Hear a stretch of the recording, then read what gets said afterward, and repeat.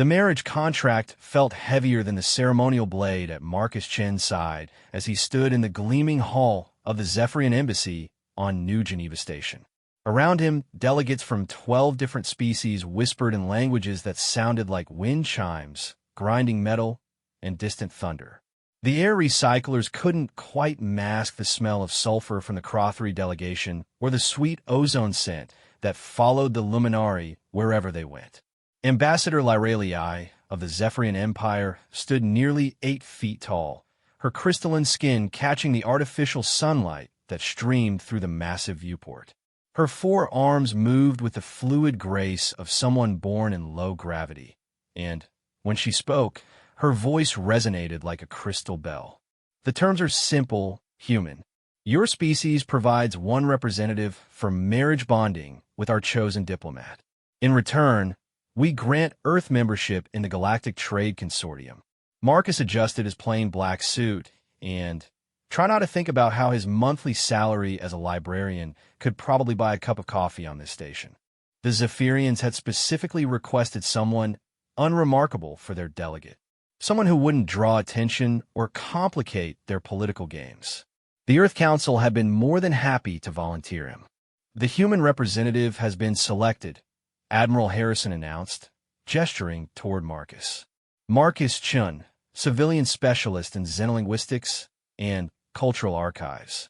Lyralii's large, multifaceted eyes examined Marcus with the kind of attention usually reserved for interesting insects. Acceptable. The bonding ceremony will commence immediately. What followed was the most bureaucratic wedding in human history. No rings, no vows, just a series of energy signatures recorded in triplicate and filed with the appropriate authorities. Marcus found himself legally married to someone whose name he couldn't pronounce and whose species he'd only read about in academic papers. Zara Teal, just call me Zara, she'd said in perfect English, stood barely 5 feet tall, unusual for a Zephyrian. Where Lyralii's skin caught light like a prism, Zara's seemed to absorb it, creating subtle patterns that shifted when she moved. She wore simple robes in deep blue, and the only jewelry she carried was a thin circlet that seemed to be made of the same crystalline material as her skin. I apologize for the circumstances, she said as they were escorted to what would apparently be their shared quarters on the station. Her voice was softer than Lyralii's, more like wind through leaves than ringing crystal. This arrangement serves my people's political needs, but I understand it must be difficult for you. Marcus nodded, still processing everything. I have to ask, why me? The council said your people specifically wanted someone ordinary. Zara was quiet for a long moment as they walked through corridors lined with art from a dozen worlds. Ordinary is safe, she finally said. My presence here is complicated enough without adding celebrity or political ambition to the mix. Their quarters were luxurious by station standards. 2 rooms connected by a common area, with a viewport that showed the slowly rotating bulk of New Geneva's main habitat ring. Zara immediately moved to the window and stood there for several minutes, her skin patterns shifting more rapidly. Are you all right? Marcus asked. I have not seen open space in some time, she said without turning around. My people, we're not always free to travel as we choose. There was something in her tone that made Marcus look at her more carefully. The way she held herself, the careful distance she maintained from the embassy staff, the fact that she'd been so readily volunteered for what amounted to a political marriage. You're not here by choice, are you? Zara finally turned from the window. Choice is a luxury my family cannot afford to give me right now. She managed a small smile. But I'm grateful it was you. The human they described to us sounded kind. Over the next few days, as they waited for the trade negotiations to conclude, Marcus learned more about his unexpected wife. Zara was a scholar like himself, though her field was something the translators called harmonic engineering. She spoke 17 languages fluently and could read ancient texts and scripts that predated most current civilizations. She was also, he gradually realized, terrified of something. It wasn't obvious at first. She was polite, even friendly, and seemed genuinely interested in learning about human culture. But Marcus had spent years in archives and libraries, places where you learn to read people by the way they handled books and navigated silence. Zara moved like someone expecting trouble, and she never fully relaxed, even in their shared quarters. On the third night, Marcus found her in the common area at 3 in the morning, sitting cross-legged on the floor with what looked like a piece of crystalline technology spread out in components around her. "Can't sleep?" he asked, settling into a chair nearby. "I do not require as much rest as humans," she said, but her hands stilled on the device she was working on. "I hope I did not wake you." "No, I'm a natural night owl." Marcus looked at the components scattered around her. They seemed to pulse with their own inner light, responding to her touch in ways that defied his understanding of physics. "What are you working on?" Zara hesitated, then picked up what looked like a crystalline rod about the length of a sword hilt. "A family heirloom. It was damaged, and I'm trying to repair it." Marcus had handled enough ancient artifacts to recognize when someone was being evasive. But he also recognized the careful way she touched the device, the reverent attention she paid to each component. Whatever it was, it mattered to her deeply. "My grandmother always said that broken things could be stronger than new ones, if they were mended with care," he offered. Zara looked up at him, and for the first time since they'd met, her smile seemed genuine. "Your grandmother sounded wise. She taught me that sometimes the most important things are the ones that seem ordinary on the surface." Something shifted in Zara's expression, and the patterns in her skin began moving more rapidly. "Marcus, there are things about my presence here that you do not understand. Things that could become dangerous for you." "What kind of dangerous?" "The kind where asking too many questions can get people killed." She began carefully packing away the components of her device. "My marriage to you is not just about trade agreements. There are those among my people who would prefer I not return home at all." Marcus felt a chill that had nothing to do with the station's climate control. "Are you telling me this marriage is actually meant to protect you?" "Among other things." Zara stood, the crystalline rod disappearing into her robes. "I want you to know that I will do everything in my power to keep you safe from the consequences of my family's situation. But I also need you to trust me, even when I cannot explain everything." Marcus thought about his quiet life in the archives, his small apartment overlooking the artificial lake in New Geneva's residential sector, the comfortable predictability of cataloging ancient texts, and helping researchers find obscure references. All of that was gone now, replaced by something far more complex and potentially dangerous. "Zara," he said carefully, "that thing you're working on, it's not really broken, is it?" Her skin patterns stilled completely, and for a moment she looked like a statue carved from living crystal. "No," she said quietly. "It is not broken. It is sleeping." Before Marcus could ask what that meant, the lights in their quarters flickered and died. Emergency illumination kicked in a second later, bathing everything in red light. Somewhere in the distance, alarms began to sound. Zara's hand went immediately to her robes where the crystalline rod was hidden, and Marcus saw her skin begin to glow with its own inner light. "It seems," she said, her voice taking on a new quality that made the air itself seem to vibrate, "that we have run out of time for explanations." The viewport that showed the peaceful rotation of New Geneva's habitat ring now revealed something else entirely. The sleek, predatory shapes of warships dropping out of hyperspace, their hulls marked with symbols Marcus had never seen before. "Who are they?" he asked. "Family," Zara replied, and the way she said it made the word sound like a curse. The warships materialized from hyperspace with the kind of precision that spoke of military discipline and overwhelming technological superiority.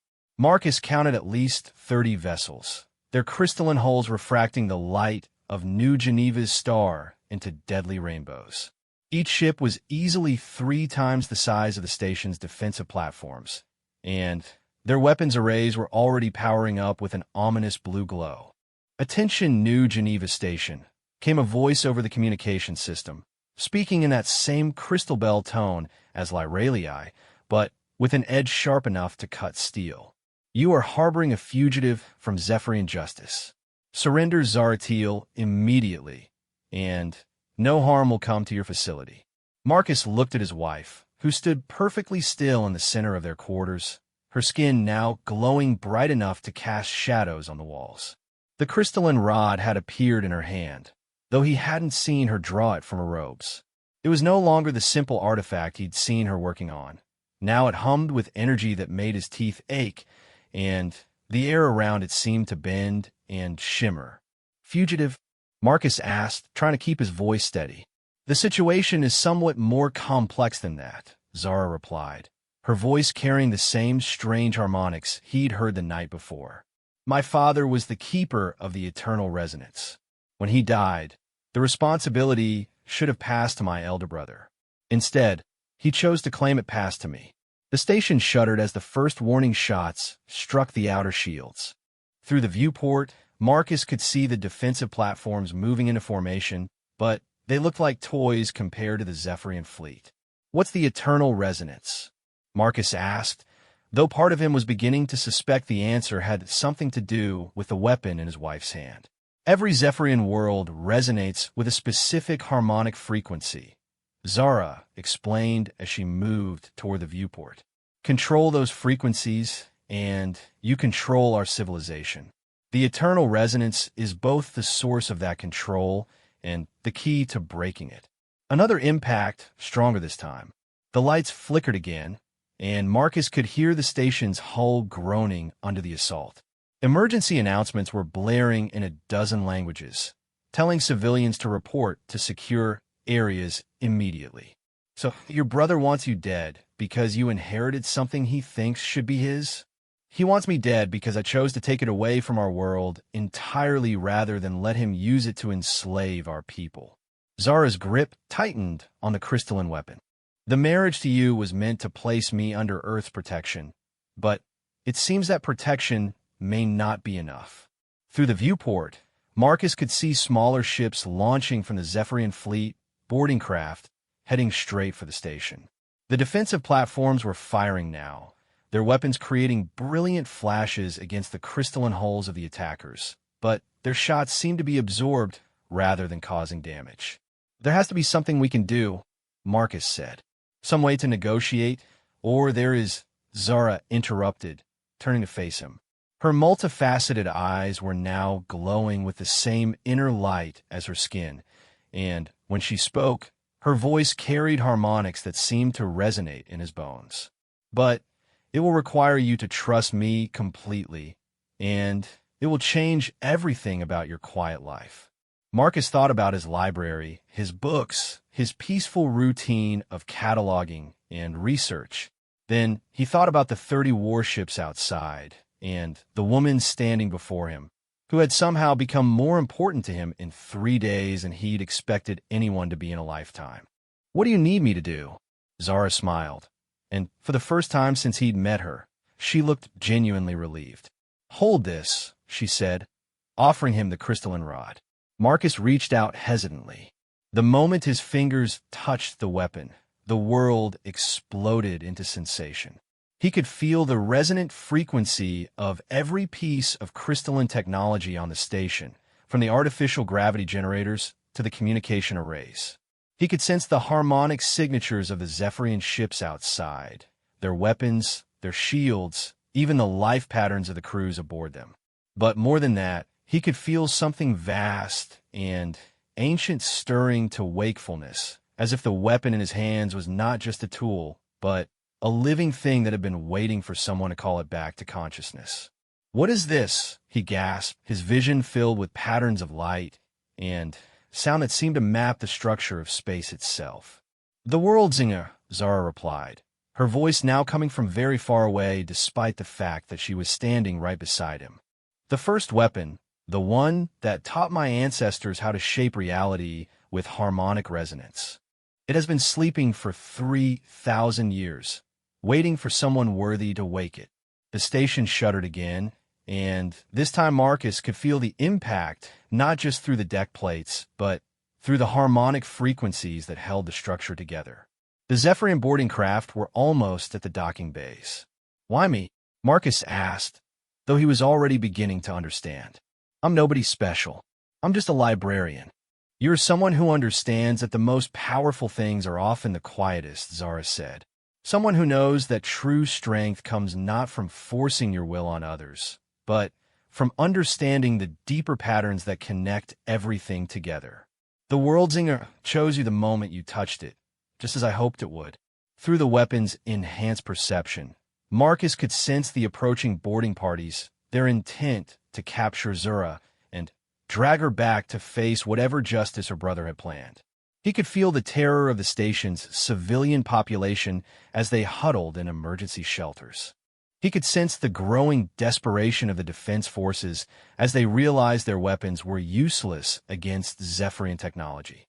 And he could feel something else, a vast network of harmonic resonances that connected every piece of crystalline technology in this part of space, from the tiniest communication device to the massive engines of the warships themselves.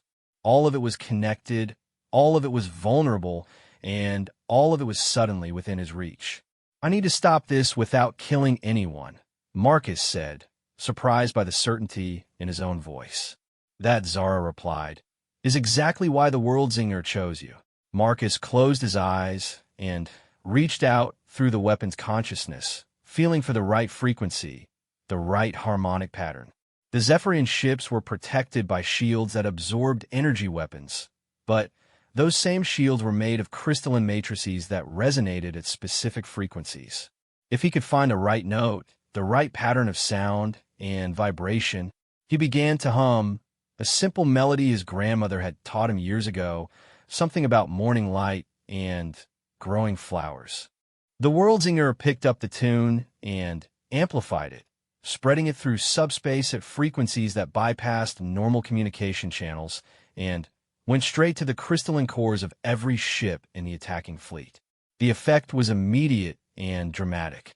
One by one, the Zephyrian warships simply stopped. Their weapons powered down, their shields collapsed, and their engines went silent. Not destroyed, not damaged, just peacefully deactivated as if they had all decided to take a nap at the same time.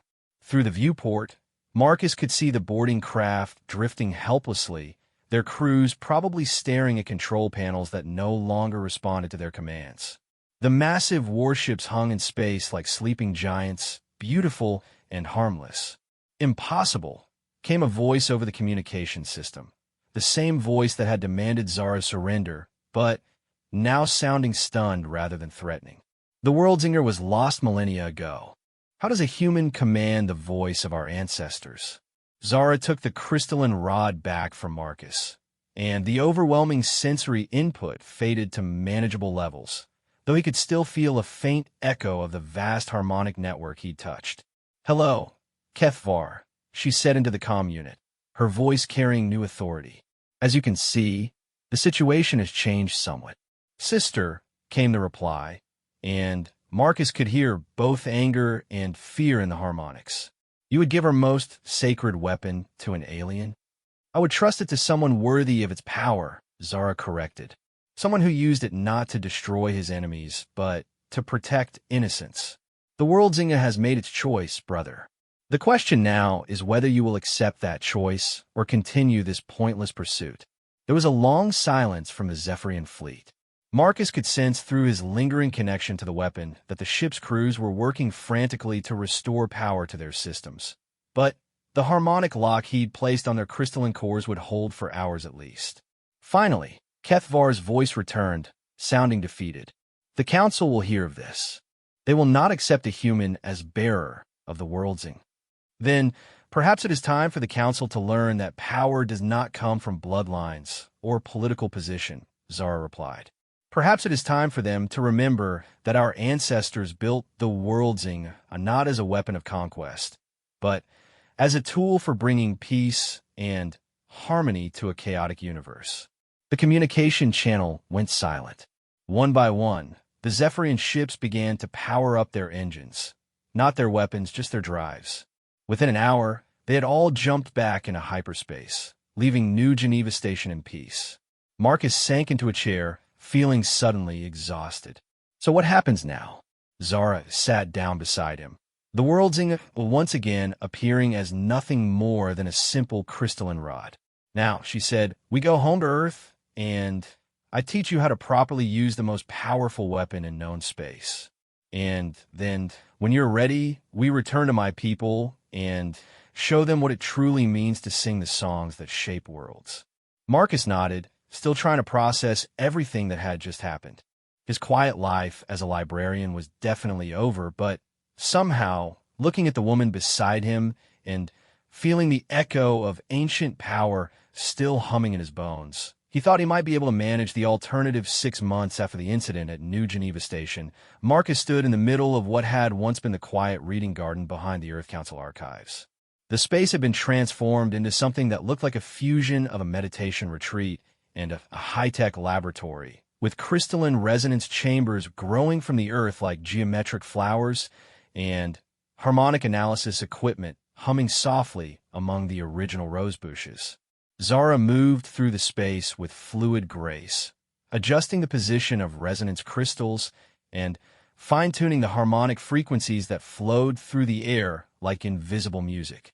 She'd changed since their arrival on Earth, growing more confident and open as she settled into her role as Marcus's teacher and humanity's unofficial ambassador to the greater galactic community.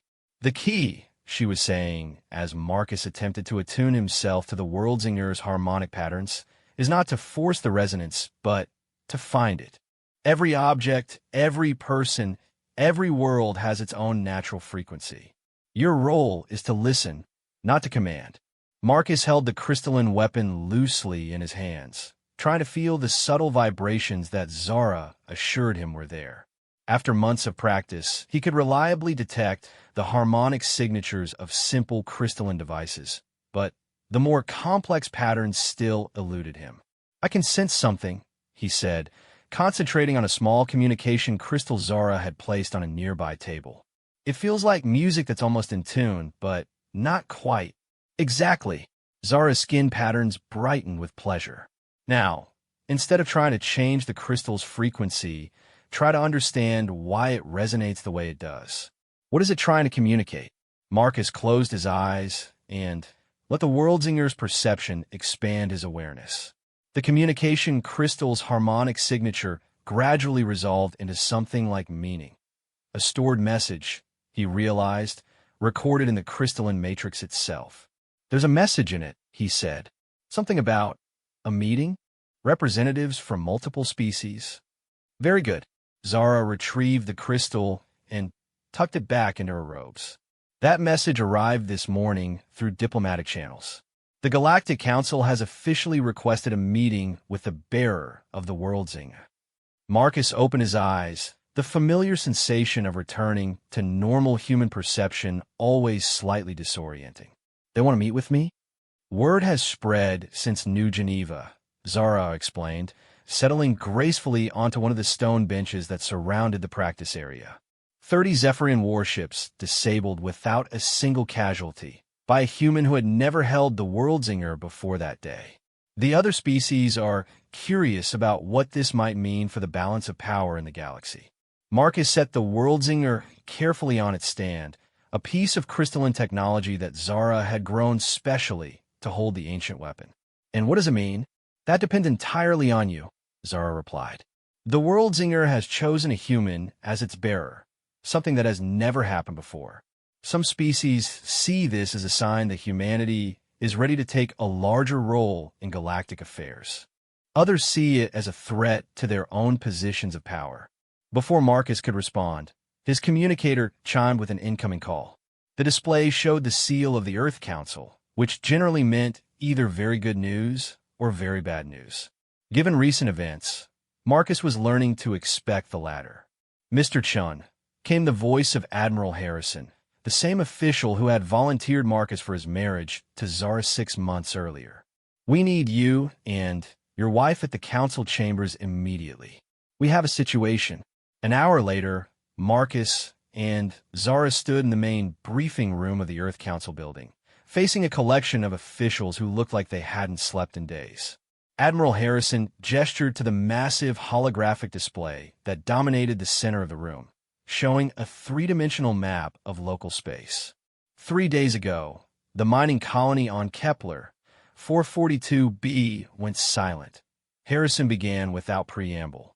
Initial reconnaissance suggested equipment failure, but yesterday we received this. The hologram shifted to show a recording from what was obviously a damaged communication array.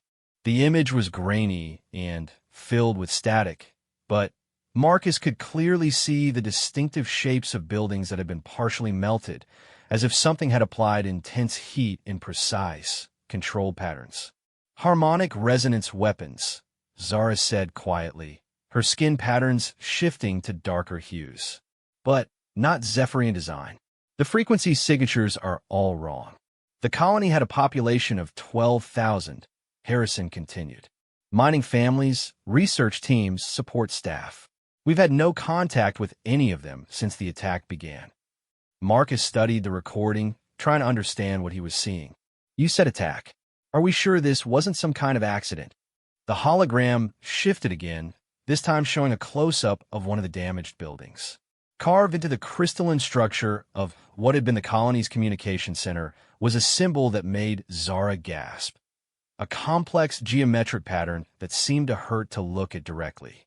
The mark of the Void Singers, she whispered, her skin now completely dark except for rapid flickering patterns that Marcus had learned indicated extreme distress.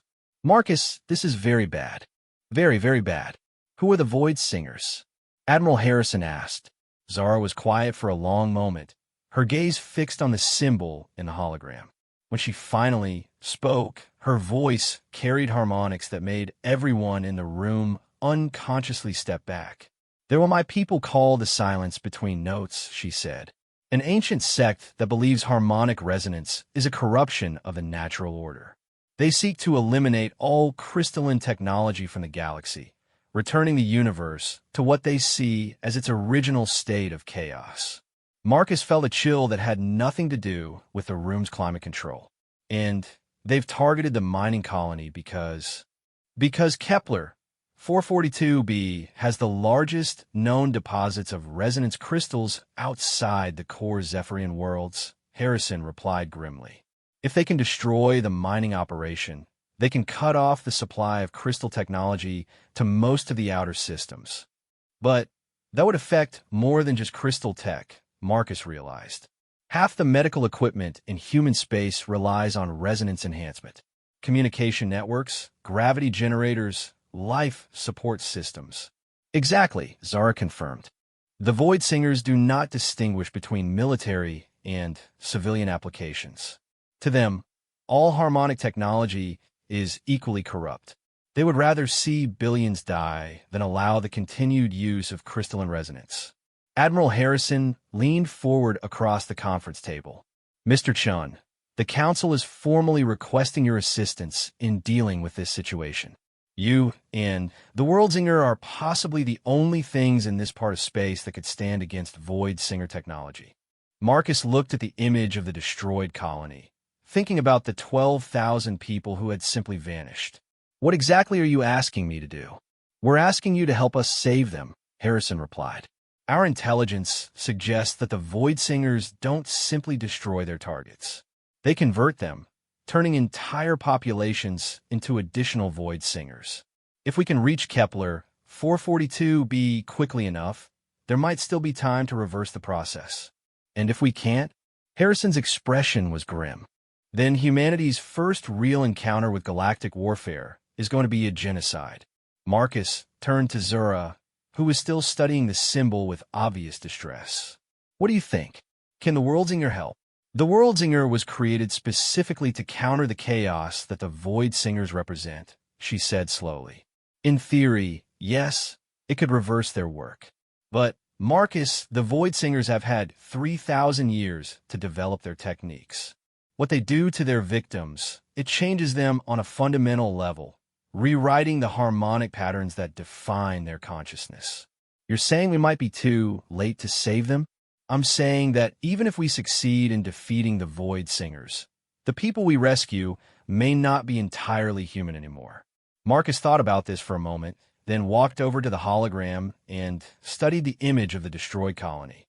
Somewhere in those melted buildings were 12,000 people who had been living quiet lives, working, raising families, contributing to the slow expansion of human civilization into the galaxy. People who deserved better than to become casualties in an ancient war they'd never heard of. "How long to reach Kepler?" 442b, he asked. 18 hours at maximum jump speed, Admiral Harrison replied. Marcus nodded, making his decision. "Then, we'd better get started. Because if there's even a chance that those people are still alive, still human, then we have to try." Zara placed a gentle hand on his arm, her skin patterns finally stabilizing into something resembling calm. "The Worldzinger chose well," she said softly. "But, Marcus, you need to understand, this will not be like New Geneva Station. The Void Singers will not simply retreat when they realize what we carry.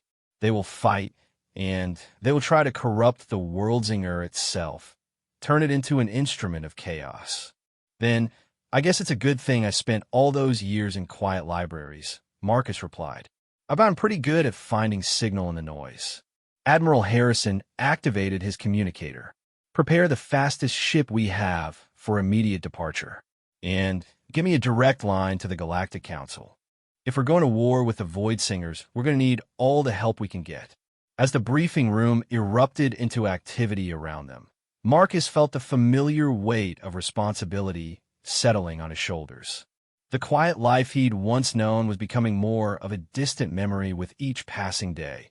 But somehow, looking at the symbol of the Void Singers and thinking about the people they were racing to save, he found that he didn't mind. Some things were worth singing for.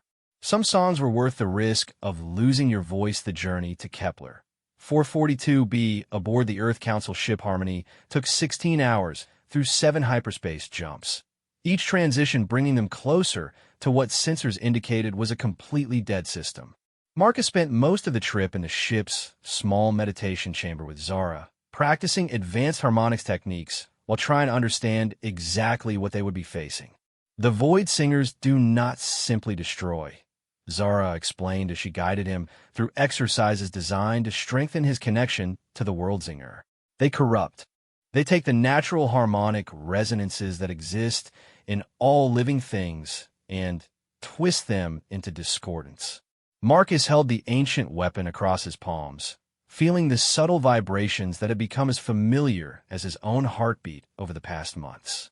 Through its enhanced perception, he could sense the crew of the Harmony, their individual life signatures creating a complex symphony of biological rhythms and emotional resonances. What does that mean for the colonists? If the conversion process is complete, they will no longer be recognizably human, Zara replied, her skin patterns shifting to darker hues as she spoke. The Void Singers will have rewritten their neural pathways, their genetic structure, even their basic consciousness patterns. They will become extensions of the Void Singer Collective, capable of channeling the same destructive harmonics. Captain Sarah Chun, no relation to Marcus, despite the shared surname, entered the meditation chamber as they were speaking.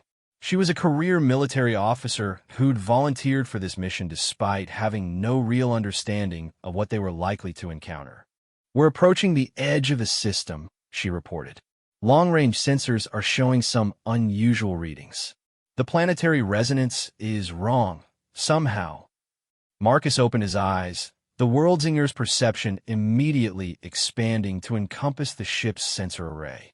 What he felt made him gasp in shock and revulsion.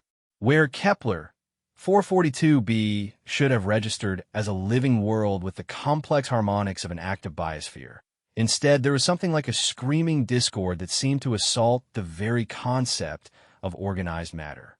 "They're still there," he said, struggling to process what the weapon was showing him. "The Void Singers. And they're singing." Through the viewports of the meditation chamber, the star Kepler 442 appeared normal enough. But as they dropped out of hyperspace and approached the fourth planet, the wrongness became visible to ordinary human senses.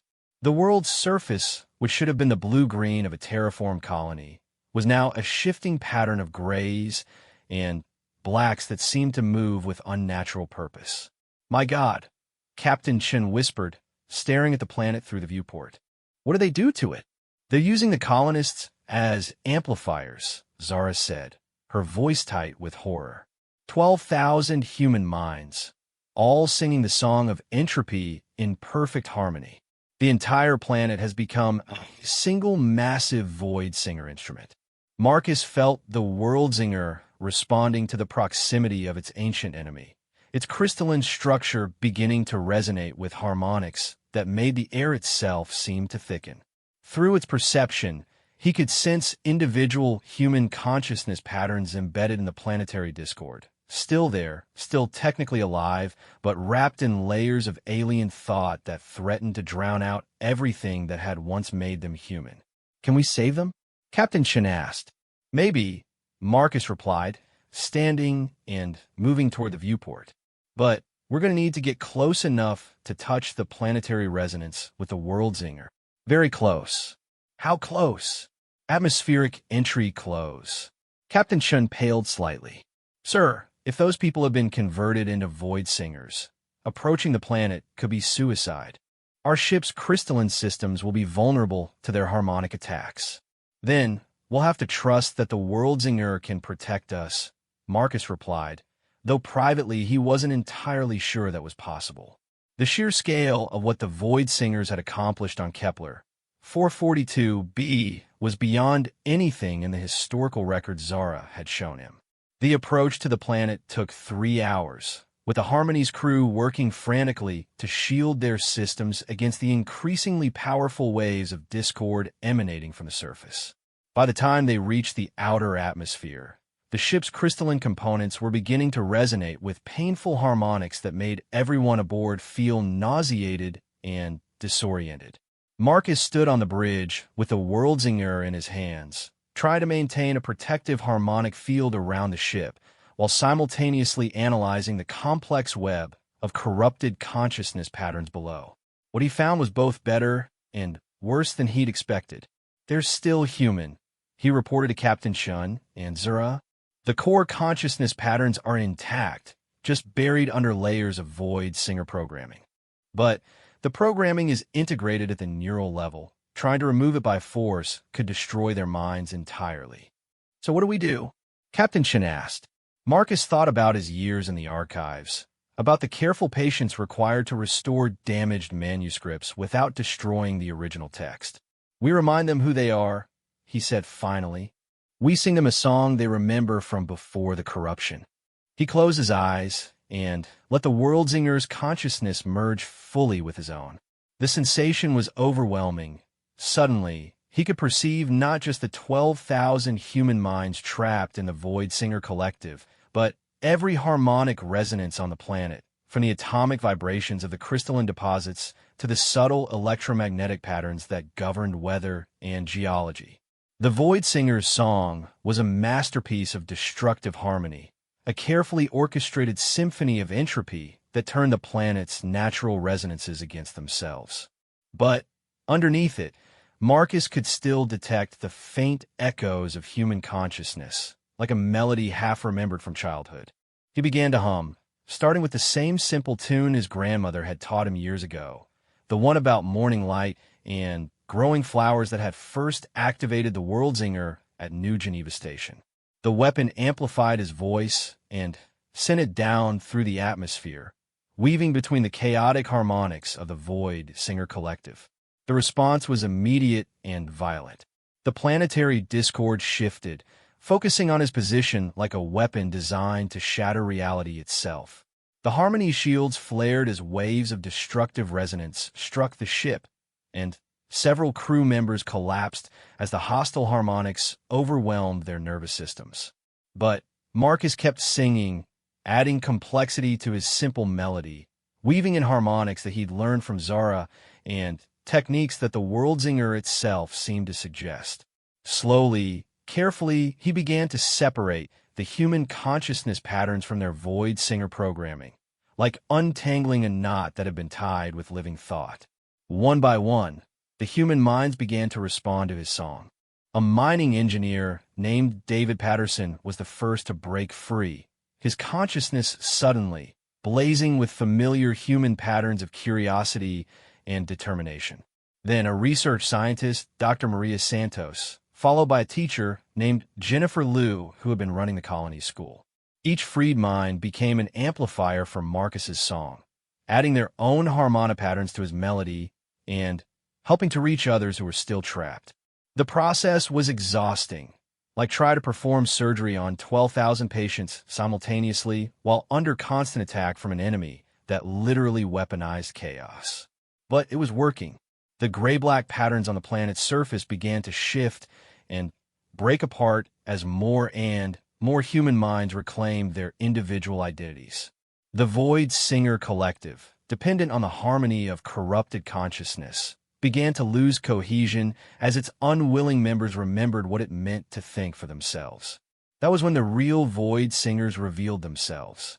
Marcus had been assuming that the corrupted colonists were the enemy, but as the humans broke free from their programming, he suddenly sensed something else on the planet, a core group of perhaps 50 minds that were fundamentally different from anything he'd encountered before.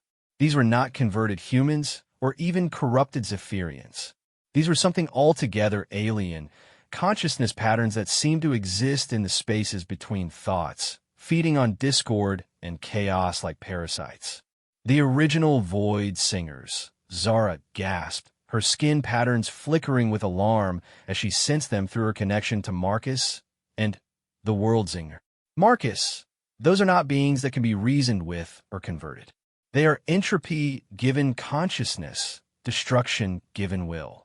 The true Void Singers struck back with everything they had, sending waves of pure chaos that threatened to shatter not just the World Zinger, but the very concept of organized matter within a light-year radius. Marcus felt the ancient weapon straining under the assault, its crystalline structure beginning to resonate with dangerous frequencies. But he also felt something else. The 12,000 human minds he'd freed from corruption, all of them now singing his grandmother's simple melody in perfect harmony. Their combined will, their shared determination to remain human in the face of entropy itself, created a harmonic resonance that the Void Singers could not corrupt or destroy. Together, the humans and the World Zinger sang a song of creation, of growth, of the stubborn persistence of life in an uncaring universe. They sang about libraries and gardens, about children learning to read and farmers planting crops, about all the small, quiet acts of hope that kept civilization alive. The Void Singers screamed their discord in response, but their chaos could find no purchase on a melody that was fundamentally about the things that made existence worth preserving. One by one, their alien consciousness patterns began to collapse, unable to maintain coherence in the face of such perfect, unified harmony. When the song finally ended, Kepler 442b was quiet for the first time in 3 days. The planet's surface was scarred and would take years to fully recover, but the blue-green patterns of a living world were already beginning to reassert themselves. 12,000 human beings stood on the surface below, confused and traumatized, but fundamentally, recognizably human. Marcus collapsed onto the bridge of the Harmony, the World Zinger clattering onto the deck beside him. Every muscle in his body ached, and he felt like he'd been awake for a week. "Is it over?" Captain Shin asked. "For now," Zara replied, carefully retrieving the ancient weapon. "But word of this victory will spread. Other species will learn that humanity now holds the power to counter the Void Singers. That will change everything in the galaxy." Marcus managed to sit up, accepting the cup of water that someone handed him. "Good or bad change?" "That," Zara said with a small smile, "will depend on what we do next 2 years after the liberation of Kepler." 442b, Marcus stood in the center of the great assembly hall on Galactic Council Station, holding the World Zinger, while representatives from 43 different species watched in tense silence. The weapon had changed over the months since their first victory against the Void Singers, its crystalline structure now showing faint patterns of silver and gold that seemed to shift in response to Marcus's emotional state. The hall itself was a marvel of cooperative engineering, a vast crystalline dome that could accommodate the environmental needs of species ranging from the aquatic Delphari to the silicon-based litharks. Each delegation sat in specialized environmental pods that allowed them to participate in discussions despite requiring radically different atmospheres, temperatures, and pressure levels. At the center of the debate was the question that had dominated galactic politics for the past year: what to do about humanity's new role as guardians of the Worldsinger. The bearer has proven his ability to counter the Void Singer threat, Ambassador Lyralii was saying, her crystalline form catching the artificial starlight that streamed through the dome. But the power he wields affects every species in the galaxy. We cannot simply trust that human wisdom will guide such terrible capabilities. Admiral Harrison, representing Earth's interests, stood to respond. With respect, Ambassador, the human bearer has used the Worldsinger exactly 3 times in 2 years. Each time, it was to protect civilian populations from Void Singer attacks. We have made no aggressive moves, claimed no new territory, and demanded no tribute or special treatment. Yet, interjected Counselor Vexhai of the Crothery hegemony, his words accompanied by the sulfurous fumes that indicated extreme agitation among his species. The mere existence of such power in human hands changes the balance of everything. What assurance do we have that future generations will be so restrained?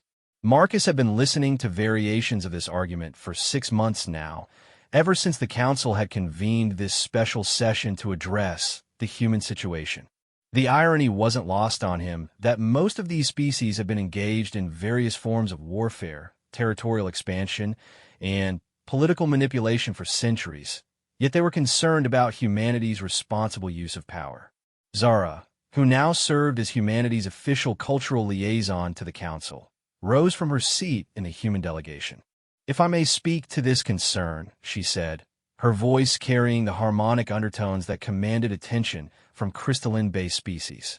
"The Worldsinger itself provides the greatest assurance of responsible use. It is not simply a weapon that can be wielded by anyone. It chooses its bearer, and it responds only to those who understand the true nature of harmony." "And what is that nature?" asked Elder Nixera of the Luminari Convergence, her form flickering with patterns of light that indicated genuine curiosity. Zara looked at Marcus, who nodded and stood, the Worldsinger humming softly in his hands. "Harmony," Marcus said, his voice carrying clearly through the hall's acoustic enhancement systems, "is not about forcing everyone to sing the same note. It's about understanding how different voices can work together to create something more beautiful than any single voice alone." He gestured to the assembled delegates, representing dozens of species with radically different physiologies, psychologies, and cultural values. The Void Singers believed that all resonance was corruption, that the universe would be better if everything was reduced to chaos. But they were wrong. The complexity, the diversity, the constant negotiation between different perspectives, that's not corruption. That's what makes life worth preserving. Marcus activated the Worldsinger's perception, allowing its consciousness to expand through the hall's crystalline structure. Suddenly, every delegate could feel what he felt, the incredible symphony of different life patterns, thought processes, and emotional resonances that filled the chamber. "Right now," Marcus continued, "I can sense the fear from some of you, the curiosity from others, the hope, the suspicion, the determination to protect your people. All of those responses are valid. All of them contribute to the conversation we're having. The Worldsinger doesn't want to silence any of those voices. It wants to help them find ways to harmonize." He turned to address Counselor Vexhai directly. "You're worried that humans might use this power to dominate other species. I understand that fear, because I've studied enough history to know how power corrupts. But the Worldsinger itself provides a safeguard against that corruption." "How so?" Vexhai asked, his suspicion evident in both his words and his scent. "Because it only responds to harmony, not domination," Marcus replied. "If I try to use it to force my will on others, to silence dissent or crush opposition, it would simply stop working. The weapon chooses its bearer based on their ability to create harmony, not enforce conformity." Elder Nixera's light patterns shifted to something that Marcus had learned indicated deep thought. This is a philosophical claim that sounds compelling, but how can we verify it empirically? Marcus looked around the hall, seeing the faces and environmental pods of beings from across the galaxy, all of them struggling with the same fundamental question that had plagued every civilization that ever developed powerful technology. How do you ensure that power serves life rather than destroying it? We test it, he said finally, together. Admiral Harrison leaned forward in his seat. What do you mean? Marcus turned to address the full assembly. The Worldzinger was originally created to counter the chaos that the Void Singers represent, but it's capable of much more than just warfare. It can enhance harmonic resonances, strengthen the connections between compatible technologies, even help different species understand each other more clearly. He gestured to the translation systems that allowed the dozens of species to communicate despite their radically different languages and thought patterns. What if we could improve those systems? What if the Worldzinger could help us develop better ways to share knowledge, coordinate research, respond to natural disasters? You're proposing to use an ancient weapon as a tool for cooperation? Ambassador Lyralii asked, her tone suggesting this idea was either brilliant or completely insane. I'm proposing to use an ancient tool of harmony for its original purpose, Marcus corrected. The Worldzinger was never meant to be a weapon in the conventional sense. It was meant to be a way of helping different peoples find common ground, literal harmony in a universe that tends toward chaos. Zara stood beside him, her skin patterns brightening with what he'd learned was excitement. Marcus is correct. The historical records are clear.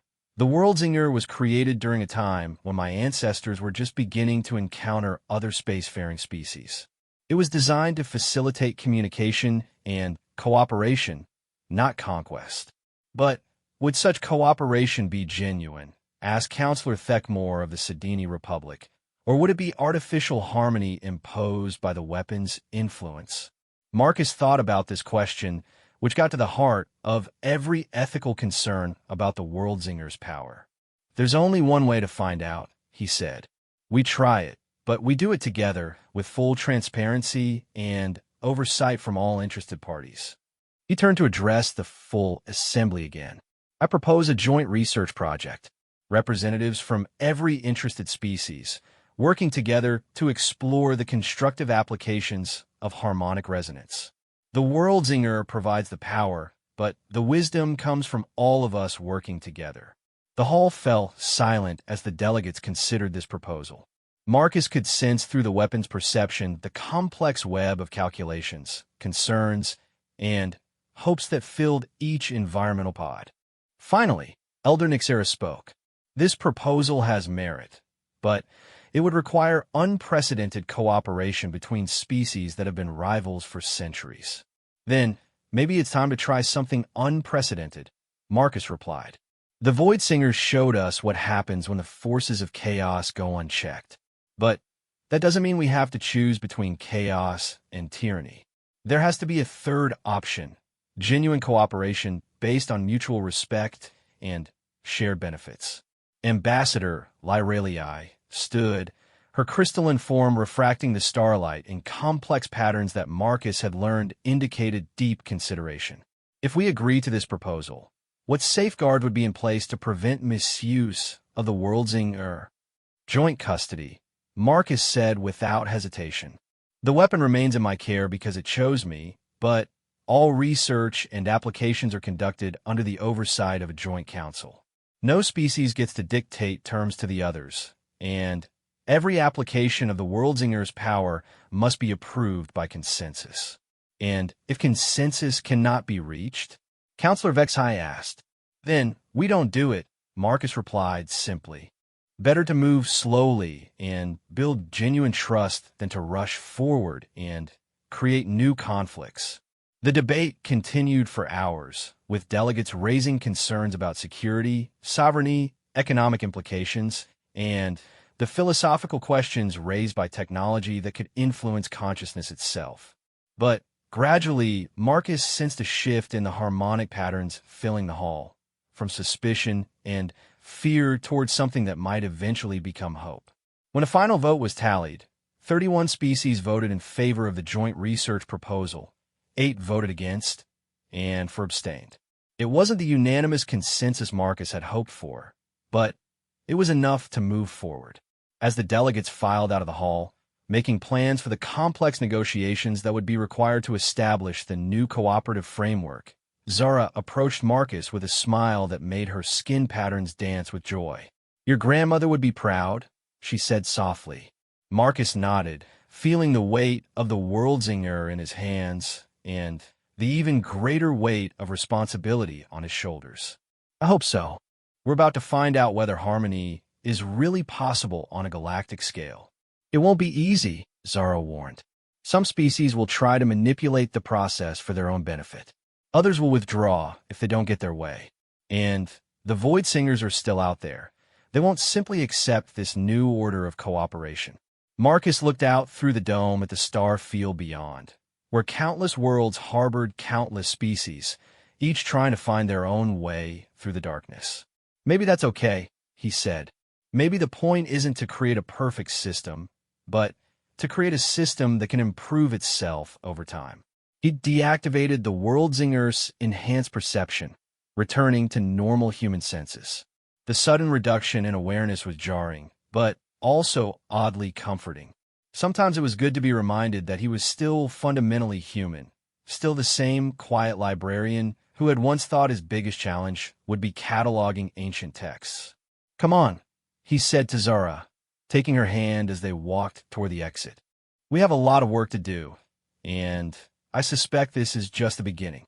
Behind them, the great assembly hall fell silent, but Marcus could still feel the echoes of the conversation that had just taken place, the fragile beginning of something that might someday become true galactic harmony. It would take time, patience, and probably more than a few setbacks along the way. But for the first time since he'd held the Worldzinger, Marcus felt genuinely optimistic about the future. After all, the best songs were the ones that took time to develop, where different voices learned to complement each other through practice and patience. And if there was one thing his quiet life had taught him, it was that the most powerful changes often began with the simplest melodies.